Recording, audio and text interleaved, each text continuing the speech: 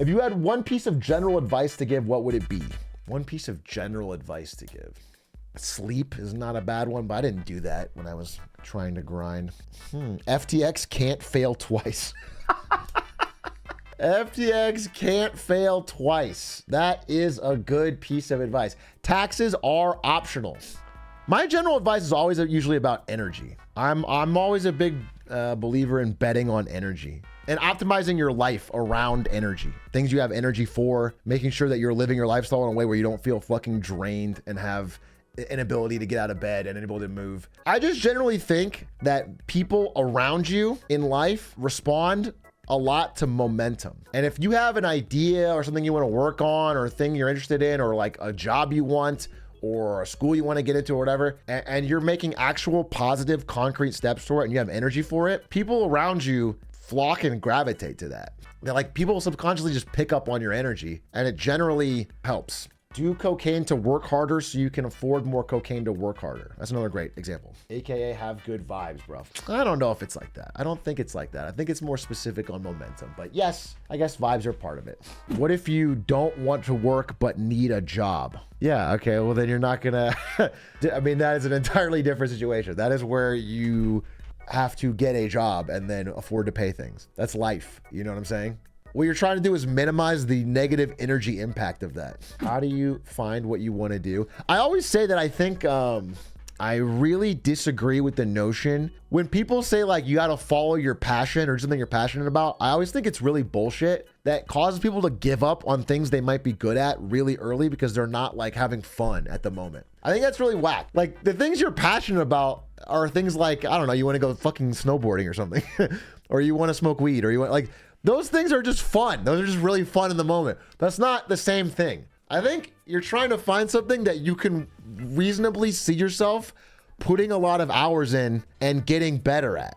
That's what I think. That's what I've always sort of advised. Like, the great example is like, there's not many tax accountants or something that were saying when they got into it that this is my passion, this is my dream. But there's many of fulfilled and happy tax accountants or people like at any one of these jobs that are not traditionally passionate. It's just more about getting good at it. And then when you're good at it, you have like the respect of your peers. You have a stable, possibly growing income. You have stability.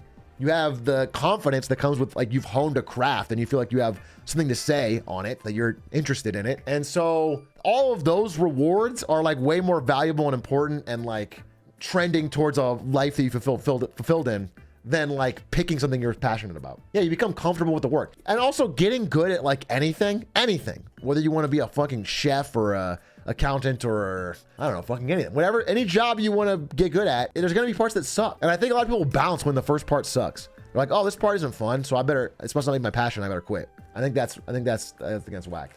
Hey Truck, I'm a game dev trying to think of other jobs to apply to other than game jobs. Any ideas, advice? Well, I mean, if you're a dev and you are not interested in working on games anymore, you can get better pay outside of game dev. Software developers in gaming make less money because they're like the passion tax. Like you have to love gaming because they work you harder and pay you less. Yeah, you can go to like government or military or if you think you could learn it, cybersecurity right now is blowing up and makes a ton of money with like easy hours. Yeah, an IT position at a non-IT company is the gold mine. You get an IT job at a non-IT company where they don't understand what you're doing. You have the cushiest job. You can explain it in any way what's going on and they can't understand you. You get paid well. Yeah, you're the magician. Everyone thinks you're a nerd though. You could give off a non-nerd vibe or give off a nerd vibe at work so you can maintain the mystique. I tell all my friends to apply for healthcare IT jobs. Yeah, it's probably blowing up. Healthcare is crazy though. There's always a ton of money in healthcare and it's growing, but it's like that would be a tough one for me. What if my passion is picking all the best flavors out of a bag of Jelly Bellies? Didn't I just say that it's not about following your passion? Did you hear a word of it? I just said you probably have some stupid passion like that and that's not what you should decide to do for a job or a career. You do want to get good at something. Itchrock, do you do angel investments? What is your pitch? I do have a lot of extra uninvested money that I'm sitting on. I've cashed out of some stuff for tax loss selling actually, and I'm sitting on it. And what I was gonna do is invest in my predictions this year. I'm thinking I'll just take some of the money that I think I can afford to lose, and at the beginning of every year, actually bet on myself for my predictions and see how that goes. And if I lose, I lose. But then I think I'll learn more. Hey, Shark, if you want to make good money as a game developer, you have to sell your soul and work on mobile gaming. Facts. Or, listen, game dev is cool. I mean, not game dev. It's like one of the few industries that is not so monopolized that a solo practitioner really can just make something great and hit it huge. With game, like the person that made Stardew Valley, set for generations. Just a passion project that made a great game. Lethal Company was a solo dev. That guy's set for generations. Among Us, small team. Team Cherry, small team. Hard to do. Yeah, it's cosmically luck, though those games were amazing. So you could say there's some skill to it. It's just make really good game. Yeah, that's it, Forehead. Well, I'm just saying, if you're truly passionate about game dev and you do it like in your spare time, compared to being a musician, I feel like your odds are significantly better if you can make a good game. You have a really good idea, you could put it together, and then you own all the upside. Even for a musician, like generally, I guess nowadays it's changing because you can go straight to consumer with like TikTok and stuff, like Connor Price. But generally, you have to sign to a label to take all your upside for your first few albums. You just make an advance, then eventually you're big enough to do your own tour and make money. So it's like very hard to, but like with game dev, theoretically. What I'm saying is the future is becoming more and more permissionless scaling. You don't need any middlemen if something you have is actually good to get an audience without all that overhead and all the money going straight to you.